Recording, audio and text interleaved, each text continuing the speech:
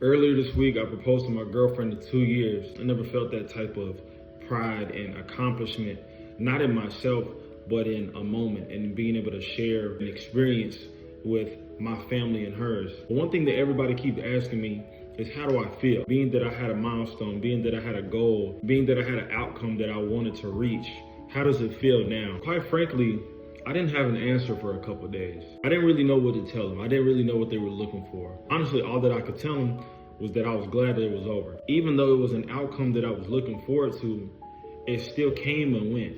And I still had to proceed with my mission. I had to ponder and pray on it a little bit, and I basically was asking God, being that I dedicated a lot of time, energy, and effort into this one very moment, why does it feel like I still have so much more on my plate? Why does it feel like I still have so much more to accomplish? I think the thing that's really been marinating on my spirit ever since then is not to be caught up on the outcome, because the outcome is going to come regardless, but a lot of times it either is going to look or feel different than you thought it would. I had a revelation that I haven't been preparing for this moment for months.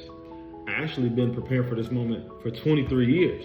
Every single day that led up to this moment has prepared me and crafted me into the person that God knew that I was going to be, so that I could be ready and prepared for this moment. I was blessed to play 4 years of collegiate football. And one of the biggest things that we used to always emphasize was preparation. The reason why most guys either wouldn't play, wouldn't travel on the team, wouldn't get in at practice, wouldn't make any plays when they were given the opportunities was because their preparation often was too late. The reason it was too late was because they weren't seeing the bigger picture. The bigger picture wasn't about that one game. The bigger picture wasn't about my one proposal. The bigger picture was about the entire season. The bigger picture was about my entire life, my entire marriage. My coach was depending on me to use my will to prepare myself to get in shape, to get my mind right, to get my body right, to get my endurance up, to get my strength up, so that by the time game day came, there was no need for me to even worry about it. After the game, there was no need to be like, I don't know what happened. I don't know why there was such a sudden shift in my life, because you should be able to continue just as you did yesterday, because you've been preparing for this moment.